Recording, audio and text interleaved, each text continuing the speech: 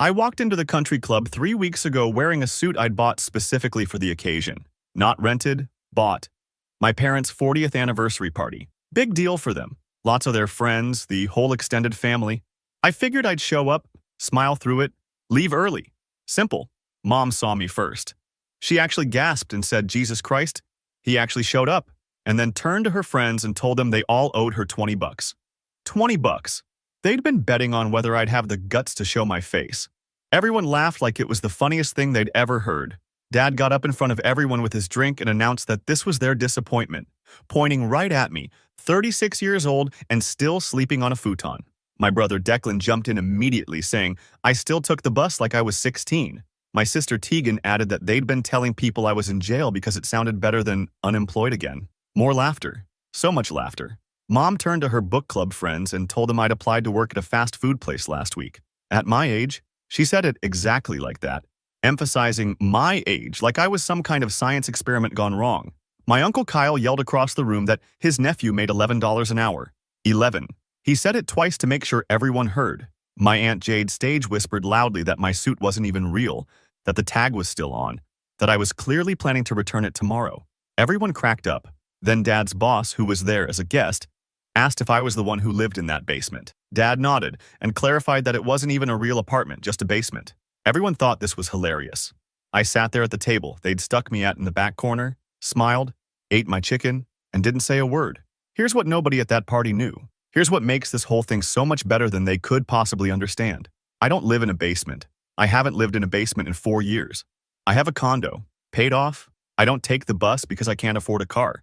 I take the bus because I sold my car 2 years ago when I realized I didn't need it, and the insurance was a waste of money I could be investing. I don't sleep on a futon. I have a regular bed like a normal person. And that job application Mom mentioned, I never applied anywhere. She made that up.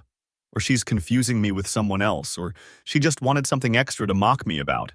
The reason they think all these things about me is because 6 years ago, I was struggling. I'd lost my job, I was couch surfing, I was a mess. They were awful about it then, too. Every family dinner was an interrogation about my failures. Every phone call was a lecture. Every text was a criticism. So I stopped telling them anything. When I got back on my feet, when I found decent work, when I started saving and investing, when I bought my place, I didn't tell them. Why would I? They'd already decided who I was. I let them think whatever they wanted. I wore old clothes to family events. I kept my hair a little too long. I complained about rent I wasn't actually paying. I mentioned bus routes and cheap groceries. I played the part they'd written for me because it was easier than fighting their narrative, and because somewhere in the back of my mind, I knew this day would come. The day when they'd need something from me. The day when their story about poor, pathetic me would crash into reality. That day came about 16 hours after the party ended. My phone started blowing up. First Mom, then Dad, then Declan, then Tegan, then both my uncle and aunt. Text after text, call after call, 312 messages by the time I counted. Pick up, please. We're completely screwed. We're sorry. Answer your phone. You have to call us back. This is serious. We messed up, please. I didn't answer. I watched the messages pile up and felt absolutely nothing except a weird sense of satisfaction.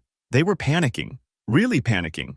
The kind of panic that comes from realizing you've just publicly destroyed your relationship with the one person who could help you. See, what nobody mentioned at that party was the reason they could even afford to have it at that country club, the reason they could afford their house, the reason Dad's business hasn't collapsed.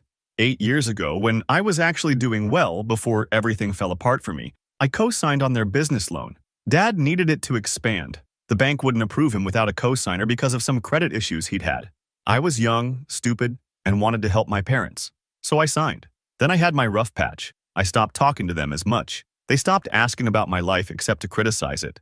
The loan kind of faded into the background. I figured they were making their payments, handling their business, whatever. I had my own problems. What I didn't know until 2 days before their anniversary party was that Dad had been making partial payments for the past year. The business was struggling. He'd been juggling things, robbing Peter to pay Paul, barely keeping his head above water. And the bank had finally had enough. They wanted their money, all of it. And since I was the co-signer, they wanted it from me if Dad couldn't pay. I found out because the bank called me. Not Dad, the bank. Apparently they'd been trying to reach Dad for weeks and he'd been dodging them. So they moved on to me, the co-signer, the backup plan, The person legally responsible for this debt if the primary borrower couldn't handle it. The amount was significant. Not quite six figures, but close enough that it would destroy most people's finances. For Dad's business, it would mean bankruptcy. For their house, which they'd refinanced to put money into the business, it would mean foreclosure. For their entire life, it would mean losing everything they'd built over 40 years. I told the bank I'd need a few days to review the paperwork and figure out my options. They gave me 2 weeks. That was 3 weeks ago. The party was right in the middle of that 2-week window.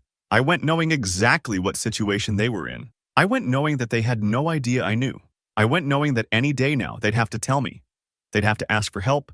They'd have to admit they needed their disappointment. And then they humiliated me in front of everyone they knew. They mocked me, laughed at me, made me the punchline of their anniversary celebration. They bet money on whether I'd show up. They called me a failure to their friends.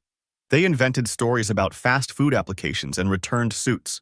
They made sure every single person in that room knew that I was the family embarrassment. So now they're panicking because the bank's deadline is coming up fast, because Dad finally had to admit to Mom what was happening, because they realize that I'm the co-signer and they need me to either help them pay or at least cooperate with whatever solution they're trying to arrange. Because somewhere in their desperate brainstorming session, someone probably pointed out that they'd just spent an entire evening publicly destroying any goodwill I might have had left. The messages keep coming. Declan sent me a long text about how it was just jokes, how everyone was just having fun, how I'm being too sensitive. Tegan called me 6 times in a row and left voicemails saying we need to talk about the family situation. It's urgent. Please call back. Mom's texts have gone from demanding to pleading. Dad hasn't texted at all, which is somehow worse. I'm not answering. Not yet. Let them panic. Let them wonder. Let them feel exactly as powerless and humiliated as they made me feel sitting at that back table listening to a room full of people laugh at my made-up failures. They want to talk about the family situation now? Sure, we can talk, but it's going to be on my terms. And those terms are going to be very, very different from what they're expecting. Because here's the thing they don't understand yet. I've been waiting for this. Not specifically this situation, but something like it. Some moment when they'd need me and have to face who I actually am versus who they decided I was. I've spent 6 years building a life they know nothing about. I've spent 6 years letting them believe their story while I wrote my own. And now their story has crashed into reality and they're realizing way too late that they bet on the wrong son. So yeah, my phone's exploding. My family's freaking out. And I'm sitting here in my paid-off condo, reading their desperate messages and planning exactly what comes next. Update 1. Okay, so the silence lasted 5 days.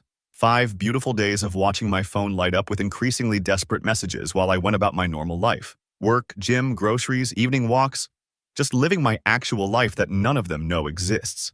The messages got progressively more unhinged. Mom went from demanding to begging, to angry to begging again. She sent me texts saying I was being childish, that family doesn't hold grudges, that she didn't raise me to be petty. Pretty rich, coming from the woman who took literal BTS on whether I'd show up to their party. Declan tried the brother angle, saying we needed to stick together, that he was just going along with the jokes because everyone else was laughing. Tegan sent voice messages crying about how scared Mom was, how Dad wasn't sleeping, how I was tearing the family apart over a few jokes. A few jokes. That's what they were calling it. A few jokes. Uncle Kyle sent exactly one text. It said the family needed me to step up and be a man about this. I actually laughed out loud at that one. The same uncle who announced my hourly wage to a room full of strangers wanted to lecture me about being a man. But the really interesting development came from Dad. He didn't text. He didn't call. Instead, he showed up at my old basement apartment, the one I haven't lived in for 4 years. He knocked on the door for 20 minutes according to my former landlord, who I'm still friendly with and who texted me about this weird situation. Dad apparently told the current tenant that he was looking for his son, that there was a family emergency, that he really needed to find me. The tenant, bless him, said he'd never heard of me and closed the door. Dad then tried to leave a note. My old landlord intercepted him in the hallway and explained that I'd moved out years ago, that he had no forwarding address, that maybe Dad should try calling me like a normal person. Dad apparently got very upset and said I wasn't answering his calls, that this was urgent, that he needed to find me immediately. My old landlord, who knows exactly where I live now but isn't about to share that information, suggested Dad try social media. Dad doesn't do social media, never has. Too old-fashioned for that. This whole situation told me everything I needed to know. They were desperate enough to hunt me down in person, but not desperate enough to actually confront what they'd done. They wanted to find me, corner me, pressure me in person because they thought that would work better than phones. They were strategizing, planning, trying to figure out the best way to manipulate me into helping them. So I decided to respond, but on my terms, my timeline, my rules. I texted mom first. Simple message. Said I'd been busy with work and just saw all the messages. Asked what was so urgent. Played completely dumb. She called within 30 seconds. I didn't answer. Let it go to voicemail. She left a 7-minute message that was basically a verbal breakdown. She said dad was in serious trouble, that there were problems with the business loan, that they needed family to pull together right now, that she knew I'd been going through a hard time, but this was bigger than whatever issues I was having. She said they could explain everything if I'd just come over for dinner. She said Tegan was making my favorite meal. She said please at least 4 times. My favorite meal. Like that was going to be the thing that convinced me. Like pot roast would erase the memory of being called a disappointment in front of 50 people. I waited 2 hours and texted back. Said I couldn't do dinner, but I could meet dad at the hardware store on Morrison Street on Saturday afternoon. 2 p.m. Public place. Neutral ground. Not their house where they could gang up on me. Not a restaurant where they could make a scene. A hardware store where people were focused on their own projects and wouldn't notice or care about family drama. Mom texted back immediately asking why not dinner? Why a hardware store? Why Saturday when this was so urgent? I didn't respond. Just left her on read. Saturday came. I got there at 2:15. Made him wait. Dad was standing near the lumber section looking completely out of place in his dress shoes and button-down shirt. He's never been a home improvement guy. Couldn't tell you the difference between a Phillips head and a flathead screwdriver. Seeing him there, obviously uncomfortable, waiting for me, it was almost satisfying enough on its own. He saw me and immediately started walking over. I held up my hand and gestured for him to follow me to the garden section. More space. Fewer people. He looked confused but followed. We stood between the fertilizer and the potting soil. The spring planting season was ramping up, so there were a few other customers around, but nobody close enough to hear us clearly. Perfect. Dad started talking before I could say anything. He said he was glad I agreed to meet, that we needed to discuss the business situation, that there had been some complications with the loan. He said it like I didn't already know, like the bank hadn't already told me everything, like I hadn't spent the last 3 weeks preparing for exactly this conversation. I asked him what kind of complications. Let him explain it. Let him admit it out loud.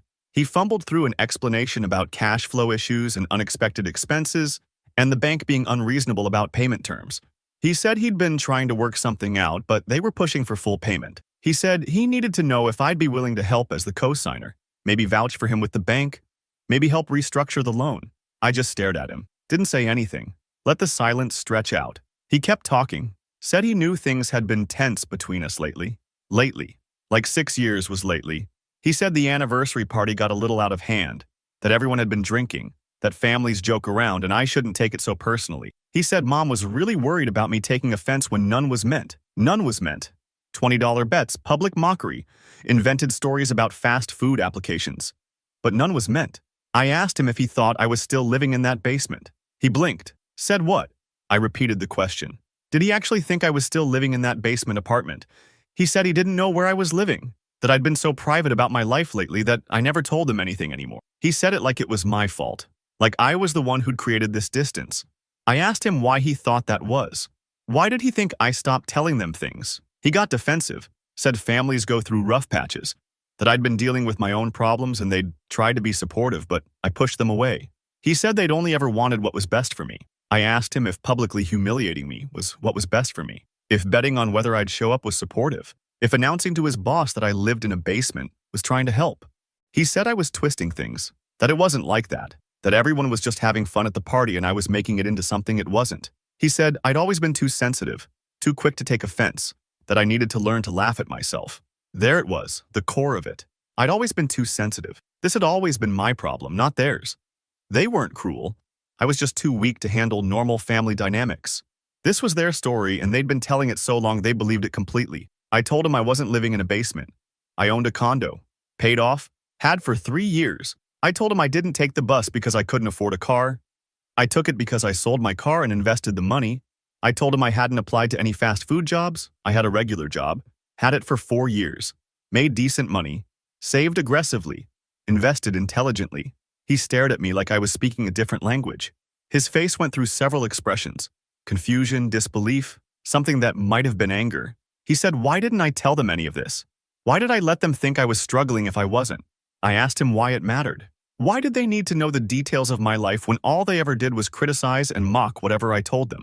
I asked him what they would have done differently if they'd known. Would they have respected me more? Would they have treated me better? Or would they have just found different things to pick apart and ridicule? He didn't have an answer for that. Just stood there looking at me like he was seeing a stranger. I told him I'd think about the loan situation, that I needed time to review my options and figure out what made sense financially, that I'd get back to him when I'd made my decision. He said they didn't have much time. The bank's deadline was in 9 days. He said they could lose everything if I didn't help. The business, the house, everything they'd built over 40 years. I said I understood that. I said I'd be in touch. Then I walked away. Left him standing there in the garden section between the fertilizer and the potting soil. I got about halfway to my car when my phone rang. Mom. I answered. She was crying. Said Dad had just called her, that she couldn't believe what I'd told him, that I'd been lying to them for years about my living situation. She said she didn't understand why I would do that, why I would let them worry about me when I was apparently fine. She said it was cruel, manipulative, that I'd made them look like fools. I asked her if she remembered the anniversary party. She said of course she did. I asked her if she remembered the bet, the jokes, the public mockery, the way everyone laughed. She said that was different. That was just family fun, that everyone teases each other, that I was being dramatic. I asked her how much she won on the bet. She went quiet. I asked again, how much did she win betting that I wouldn't show up to my parents' anniversary party? She said it wasn't like that. It was just a silly thing. She said she'd actually bet that I would show up because she had faith in me. She said I was twisting everything around to make them look bad. I told her the bank's deadline was in 9 days and I'd let them know my decision before then. She started talking faster, saying we needed to sit down as a family, that we needed to work this out together, that blood was thicker than water and family helped family. I asked her where that family loyalty was when she was telling her friends I'd applied to work fast food. She said that was just conversation, that she was worried about me, that mothers talk about their children and sometimes they embellish because they're stressed. I told her I'd be in touch and hung up. My phone has been going absolutely crazy since then. Declan texting saying I'm being unreasonable. Tegan calling crying about how I'm destroying the family. Uncle Kyle sending hostile messages about how I'm letting pride ruin everyone's lives. Even Aunt Jade weighed in saying I should consider how this is affecting Mom's health and stop being selfish. But here's the thing. I spent 6 years being their punching bag. 6 years letting them believe a story about me that wasn't true because it was easier than fighting. 6 years building a life they knew nothing about while they mocked a version of me that didn't exist. And now they need something from me and they're furious that I'm not immediately rolling over and giving it to them. They don't want to apologize. They want me to forget. They don't want to acknowledge what they did. They want me to prioritize their emergency over my dignity. They want the family dynamics to go back to normal, where they can treat me however they want and I just take it because that's my role. But I'm done playing that role. And they're starting to realize that I hold all the cards here. The bank deadline is in 8 days now, and I still haven't decided what I'm going to do. Update 2. The family Until meeting happened on Wednesday, 4 days before the bank deadline. I didn't agree to it. They just showed up at my actual condo. Yeah, they found me. Turns out Tegan had hired someone to track me down. Not a private investigator or anything dramatic like that. Just some guy she knew from her gym who did skip tracing on the side. Gave him my name and old address, and he found my current place in about 6 hours. She was very proud of this when she told me later. Like stalking me was some kind of accomplishment. I was making dinner when the buzzer went off. Building intercom. The doorman said I had visitors. My parents, brother, and sister. All 4 of them. Did I want them sent up? I could have said no. Could have told the doorman to send them away. But honestly, I was curious. Curious to see what they'd do when confronted with actual evidence that I wasn't the person they'd been mocking for 6 years. Curious to see if they'd apologize now that they were standing in my building looking at proof of my real life. So I said, send them up. They got off the elevator and I was standing in my doorway, watching them take in the hallway, the nice carpet, the good lighting, the kind of building that costs real money to live in. Mom's face went through about 5 different expressions before she settled on confused. Dad just looked tired. Declan was trying to play it cool, but I could see him doing the mental math. How much does a place like this cost? How has his younger brother been living here while we all thought he was in a basement? Tegan looked almost angry. Like I'd personally wronged her by having a nicer place than she expected. I let them in, didn't offer them anything to drink. Just stood there in my living room with my paid-off furniture and my decent TV and my actual adult life on display. Mom started. She said they needed to talk as a family about the situation, that things had gotten out of hand, that everyone was stressed and saying things they didn't mean. She was trying to take control of the conversation before it even started. Set the narrative. Make this about everyone being stressed rather than about what they'd actually done. I asked them why they were really here. Dad said they'd been trying to reach me about the loan for over a week now, that the deadline was approaching, that they needed to know if I was going to help. Help, that word. Like this was a normal family favor, like I was being asked to help them move furniture or watch their dog. I said I'd been thinking about it and I had some questions first. Questions about why they thought I'd be willing to help them after what happened at the party. Declan jumped in, said we needed to separate the personal stuff from the business stuff, that the loan was a legal obligation I'd signed up for 8 years ago, that whatever happened at the party was unrelated to my responsibilities as a co-signer. He was trying to make it logical, clinical, remove the emotion so they could pressure me with legal obligation instead. I asked him if he remembered what he said at the party, about me taking the bus like a 16-year-old. He said, yeah, it was a joke. Everyone was making jokes. I asked him if he actually believed I took the bus because I couldn't afford a car, or if he just said it because it got a laugh. He didn't answer for a second. Then he said he didn't know what I did for transportation, that I never told anyone anything about my life, that if I'd been honest with them, they wouldn't have had to guess. There it was. The blame shift. This was my fault for being private. My fault for not sharing. My fault they'd invented an entire false narrative about my life and then mocked me for it publicly. Tegan said they wouldn't have worried so much if they'd known I was doing okay. She was trying the concerned angle, the caring sister routine. She said Mom had been losing sleep over me for years, that they'd all been worried about me struggling, that finding out I was actually fine this whole time felt like a betrayal. I asked her how I betrayed them by not telling them about my life when every time I had told them anything, they used it against me. She said that wasn't fair, that families give each other a hard time sometimes, but it comes from love. Love? She actually said that. Betting $20 on whether I'd show up came from love. Telling people I was in jail came from love. Mocking my fake poverty to a room full of strangers came from love. Dad finally spoke up. He said they didn't come here to rehash the party. They came to discuss the loan. He said he understood I was upset about some things, but there were bigger issues at stake here. His business, their house. 40 years of work on the line. I asked him why he thought I should care. He stared at me. Said because I was family. Because that's what family does. They help each other when it matters. I asked him when they'd helped me. When I was actually struggling 6 years ago and couch surfing and barely surviving. When I needed family support and all I got was lectures and criticism and constant reminders of how I was failing. Where was the family help then? Mom said they did help. They let me stay with them for 2 weeks. They gave me money. They tried to connect me with job opportunities. She was listing things like she was building a case, like their minimal assistance 6 years ago meant I owed them whatever they wanted now. I pointed out that the 2 weeks I stayed with them involved daily interrogations about what I was doing wrong with my life, that the money she mentioned was $200 that came with a lecture about budgeting, that the job opportunities were Dad asking his friends if they needed someone to do menial labor. I said they didn't help me. They humiliated me while I was at my lowest and then patted themselves on the back for being supportive. Declan said I was rewriting history, that they'd done what they could and I was ungrateful. He said the problem was that I'd always been too proud to accept help. Too stubborn to listen to advice, that I'd rather struggle alone than let family guide me. I asked him if that's really what he thought or if that's just the story they all told themselves to feel better about how they treated me. He said I was being defensive, that I couldn't accept any criticism without making them into villains. This is what I'd been waiting for, this moment, where they all stood in my living room looking at proof that I'd built a successful life without them and still insisted the problem was me, still insisted I was too sensitive, too proud. Too stubborn, still refused to acknowledge that maybe, just maybe, they'd been wrong about me. So I told them I'd made my decision about the loan. They all went quiet, leaned forward, waiting. I said I'd reviewed the paperwork carefully over the past few weeks. I'd talked to a lawyer. I'd looked at my options as a co-signer, and I'd discovered some interesting things. Dad's face changed. He knew. He knew what I was about to say. I told them that as the co-signer, I wasn't just on the hook if Dad defaulted. I actually had equal legal standing with the original borrower, which meant I could negotiate directly with the bank. I could propose restructuring. I could even, if I wanted to, take over the loan entirely. Mom asked what that meant. I explained that it meant I could pay off Dad's debt and the loan would transfer to me. The business would be safe. The house would be safe. Everything they were worried about losing would be protected. Tegan actually smiled, said, "See, we knew you'd help. We knew family would come through." I wasn't finished. I said if I did that, if I took over the loan, I wouldn't just be doing them a favor, I'd be taking ownership.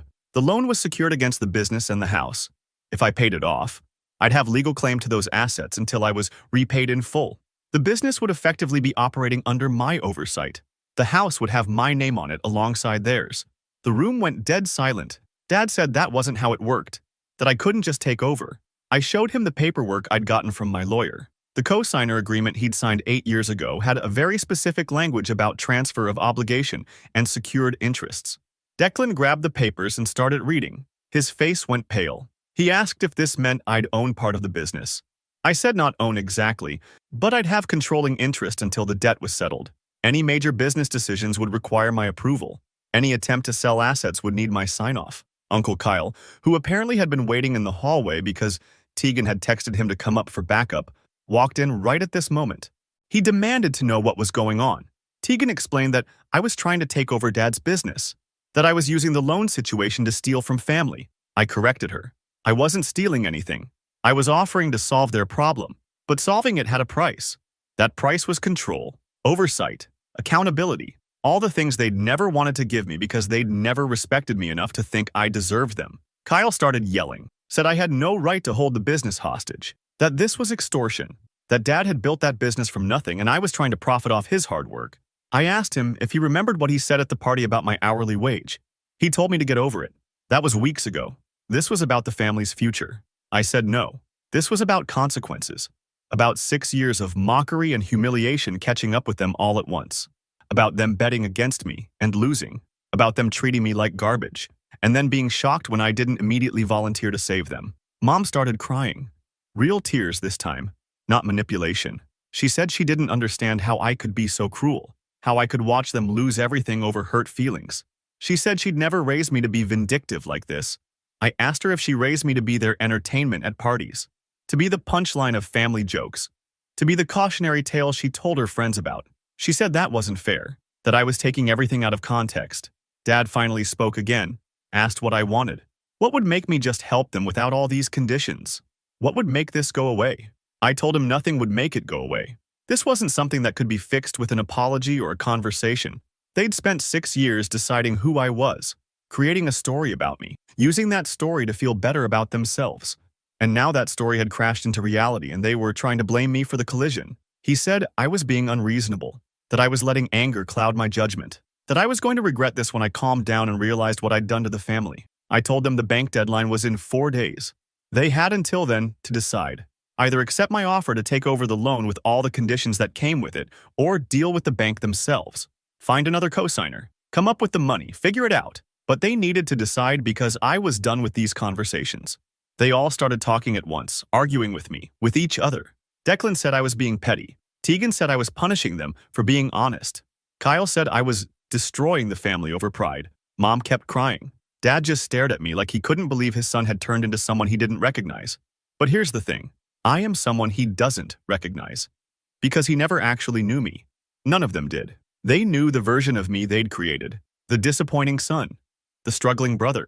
The family embarrassment. They'd loved that version because it made them feel superior, feel successful by comparison, feel justified in their own lives.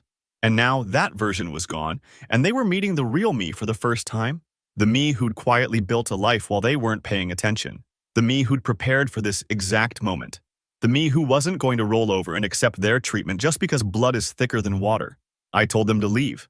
They tried to keep arguing. I walked to the door and opened it. Said again, leave. Eventually, they did. Filed out one by one. Tegan was the last to go. She turned in the doorway and said I was going to regret this. That family was all we had and I was throwing it away over nothing. I closed the door. My hands were shaking. Not from fear or anxiety, from pure adrenaline. This was happening. This was real. They were finally seeing me. And they hated what they saw because it meant admitting they'd been wrong. Admitting they'd created and destroyed a false version of me while ignoring who I actually was. The deadline is in 4 days. My phone has been silent since they left. No messages, no calls, nothing. They're either regrouping or they've found another solution. Either way, I'm done waiting. Done hoping they'll understand. Done expecting them to acknowledge what they did. They want to save their business and their house. I'm offering them away. But it comes with me having power, having control, having the ability to make them answer to me the way they made me answer to them for years. And they're realizing that might be worse than losing everything. Because losing everything means they're victims of circumstances. Accepting my help means admitting I was never the failure they needed me to be. 4 days left. Let's see what they choose. Final update. The deadline was Friday at 5 p.m. Thursday morning, Declan showed up at my workplace. I work in a regular office building downtown. Nothing fancy, but professional. He somehow found out where and just walked into the lobby. The receptionist called up to tell me my brother was downstairs demanding to see me. I told her to send him up to the conference room on the second floor. Neutral space, glass walls. Witnesses if things got heated. He came in looking exhausted. Said we needed to talk before the deadline. That he'd been up all night thinking about this situation and he had a proposal. I sat down and waited. He said the family had been discussing options. They'd looked into other lenders, tried to find alternative co-signers, talked to lawyers about the co-signer agreement. None of it worked out. The bank wouldn't extend the deadline. Nobody else would take on that level of risk.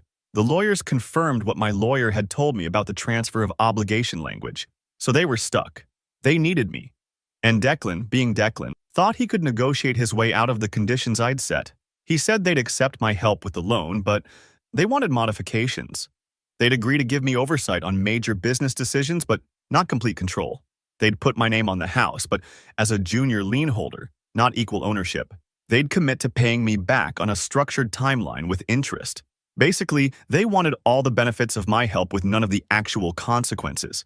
I asked him who came up with this proposal. He said he did, with input from Dad and a lawyer they'd consulted. Mom and Tegan thought they should just accept my original terms, but Dad refused. Dad said he wasn't handing his life's work over to someone who clearly didn't respect the family. There it was.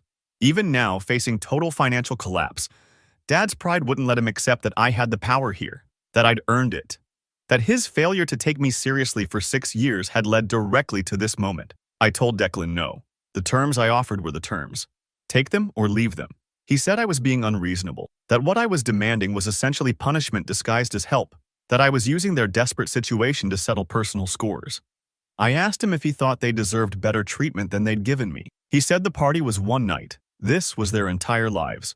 The loan situation was months of consequences for a few hours of jokes. The scale wasn't proportional. I asked him if he remembered the 6 years before the party. Every family dinner where they interrogated me about my failures. Every phone call where they lectured me about my choices. Every holiday where they used me as an example of what not to do with your life. I asked him if he remembered when Mom told her whole book club that I'd probably end up homeless and she was preparing herself for that reality. If he remembered when Dad said at Thanksgiving that at least Declan and Tegan had turned out right. Declan said families say harsh things sometimes. That parents worry and it comes out wrong. That I was holding on to resentment instead of letting things go like a normal person would. Normal. He wanted me to be normal. To accept their treatment as normal family dynamics. To forgive without apology. To help without acknowledgement. To pretend the past 6 years hadn't happened because it was convenient for them now. I told him the deadline was tomorrow at 5. They could accept my terms by 4 p.m. and I'd have the paperwork ready. Otherwise, they'd be dealing with the bank alone.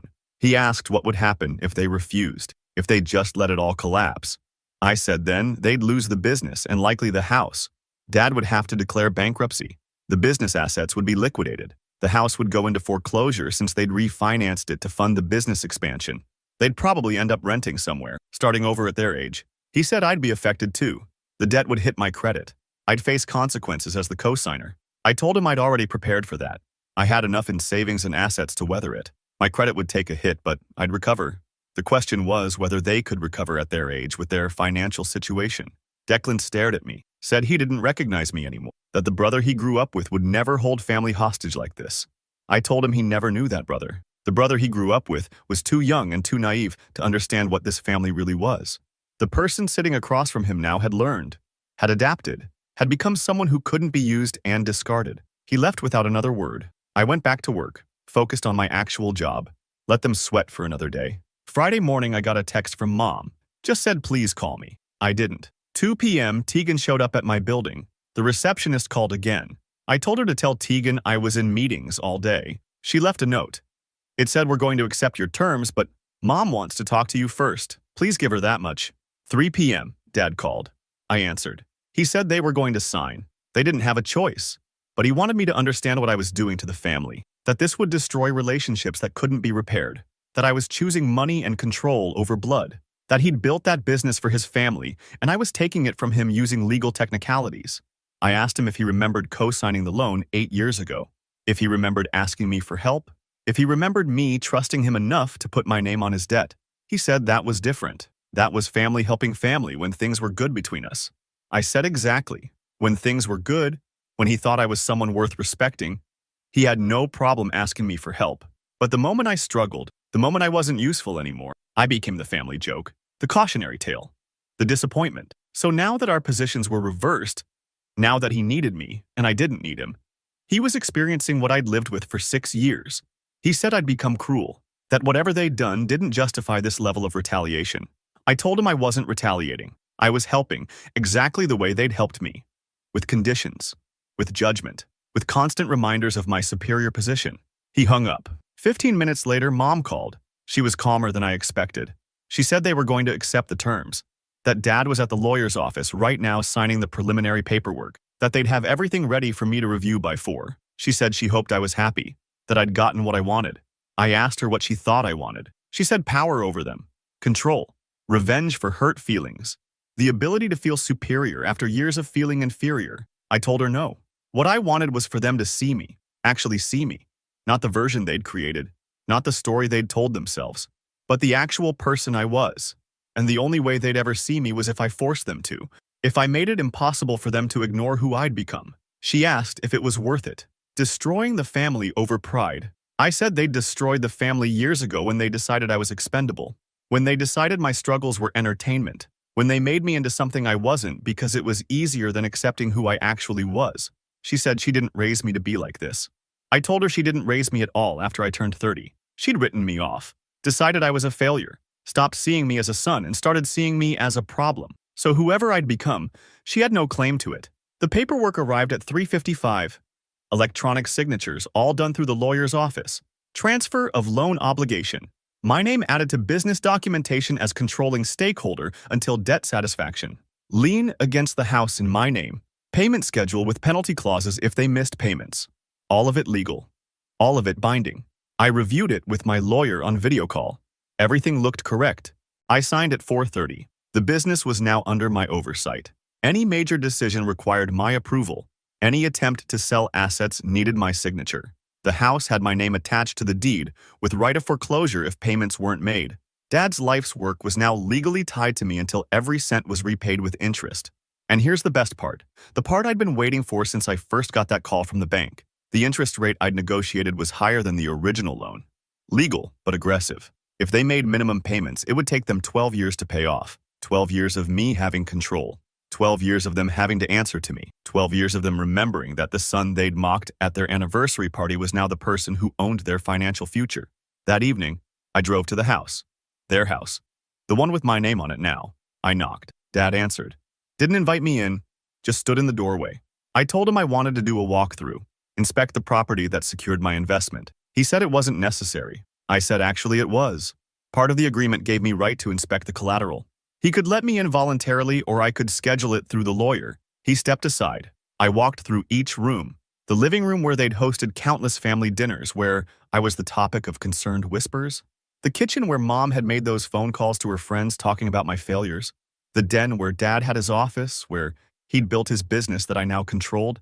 Mom was sitting in the living room, didn't look at me. Tegan was there too. She stared at me with pure hatred.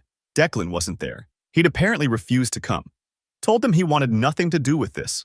I finished my walkthrough, told Dad everything looked good, that I'd be requiring quarterly financial reports from the business, that any expenses over $5,000 needed my pre-approval, that if they missed a single payment, the penalties would be severe. He asked if I was enjoying this. I told him I was. That for 6 years I'd fantasized about a moment like this, a moment where they'd have to acknowledge me, have to respect me, have to treat me like someone who mattered. And now that moment was here. And it was exactly as satisfying as I'd imagined. Mom finally looked up, asked what I wanted from them. What would make this end? I said nothing would make it end. They'd created this situation by treating me like garbage while I quietly became someone they'd have to answer to. They'd bet against me at their anniversary party. $20 that I wouldn't show up? Well, I showed up, and I won. And the cost of losing wasn't $20. It was everything. Tegan said I was destroying the family. I said no. I was holding them accountable. There's a difference. I left, drove home, sat in my condo, the one they'd just found out about. The life they'd just discovered I'd been living while they mocked a version of me that didn't exist. My phone hasn't stopped since then. Extended family members I haven't heard from in years suddenly very concerned about family unity. Friends of my parents asking if we can work this out. Distant cousins weighing in on both sides. Aunt Jade sent a long message about how I was punishing people who loved me. Uncle Kyle sent something about how I'd turned into someone ugly and vindictive. But here's what none of them understand. I didn't turn into this person. I was always this person.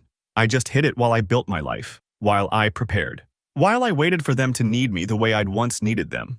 They humiliated me at their anniversary party because they thought I was powerless, because they thought the disappointing son would just take it like he'd always taken it, because they'd created this story about who I was and lived in it so comfortably they forgot it wasn't real. Now they know it wasn't real. Now they're living with the consequences of betting against me. And those consequences will last 12 years if they're lucky, longer if they miss payments. Was it worth it? Yeah, every single second. Because for the first time in 6 years, they're seeing me, really seeing me. And they hate what they see because it means admitting they were wrong about everything. I walked into that anniversary party wearing a suit with the tag still on, playing their game one last time. I walked out knowing their world was about to collapse and mine was about to expand. They thought they were laughing at their disappointment. They were actually laughing at their own future. 36 and sleeping on a futon? Try 36 and holding the deed to your house. Still taking the bus? Try taking everything you built and putting my name on it. Unemployed again? Try employed as your new oversight. They all owe me a lot more than $20 now, and I'm collecting every cent.